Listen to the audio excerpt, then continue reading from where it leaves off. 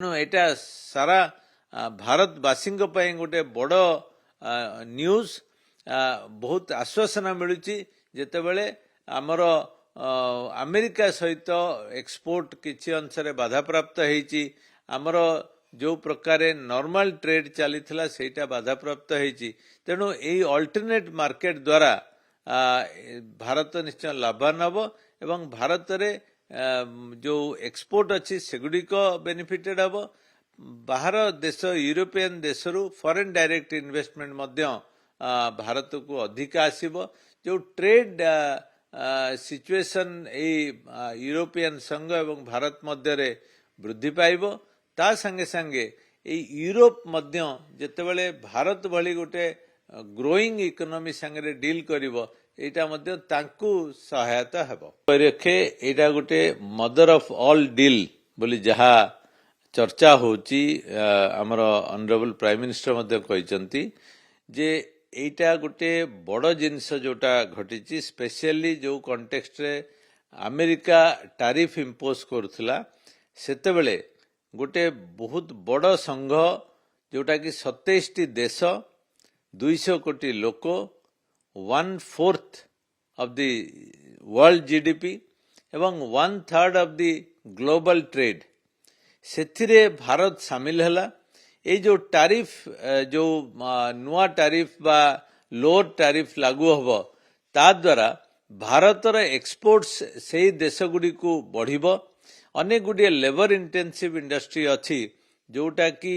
आमको हेल्प करिवो ए यूरोपियन संघ को एक्सपोर्ट करिया पई एवं से समय रे किछिटा जिनिस जोटा कि बाहर देशरू ए यूरोपियन संघरू जो कॉस्टली कार कहतु बा टेक्नोलोजी कहतु बा अन्य जिनिस कहतु सेगुड़िक आमे जदियो आमको रेट कम करिया को पड़िबो किंतु एटा जो बायलैटरल ट्रेड जोगु जो ओवरऑल ट्रेड एक्सपेंशन हबो सेथिरे भारत को निश्चय फायदा मिलिबो एवं लाभ मिलिबो एवं आ संगे संगे जो अमेरिकार नाली आखि डोनाल्ड ट्रम्प कर जो डिक्टेटिंग टर्म्स थिला सेथिरे निश्चय किछि आश्वासना हमको मिलिबो कारण डोनाल्ड ट्रम्प जो प्रकार भारत को डिक्टेट करुथिले ता द्वारा सार्वभौमत्व आरंभ करी ट्रेड एवं फॉरेन करेंसी रे सेगुडिक इफेक्ट पड़ुथिला वर्तमान से निश्चय रियलाइज करिवे जे तांकर नाली आखिरे कई डरी जबार नाहंती स्पेशली भारत एवं श्रीयुक्त नरेंद्र मोदी जमा ए नाली आखि को सह्य करिवेनी से अति चतुरतार सहित एवं जो कॉमर्स मिनिस्ट्री अच्छी वेरी स्विफ्टली से माने नुआ अल्टरनेटिव को जाइछंती जो फ्री ट्रेड एग्रीमेंट करिछंती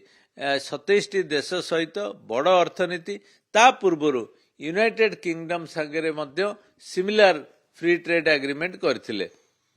तेणु एटा सारा भारतवासी गोटे बड़ न्यूज बहुत आश्वासना मिलुची जेतेबेले आमर अमेरिका सहित एक्सपोर्ट किछि अंश बाधा प्राप्त होईची आमर जो प्रकार नॉर्मल ट्रेड चली सेटा बाधा प्राप्त होईची तेणु एई अल्टरनेट मार्केट द्वारा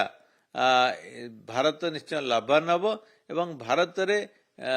जो एक्सपोर्ट अच्छी सेगुड़िक बेनिफिटेड हम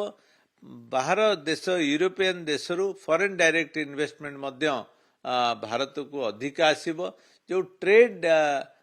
सिचुएशन यूरोपियन संघ एवं भारत मध्य वृद्धि पाइबो ता संगे संगे यूरोप मध्य जेतेबेले भारत भली गोटे ग्रोइंग इकोनॉमी संगे डील करिवो एटा मध्य तांकु सहायता हेबो।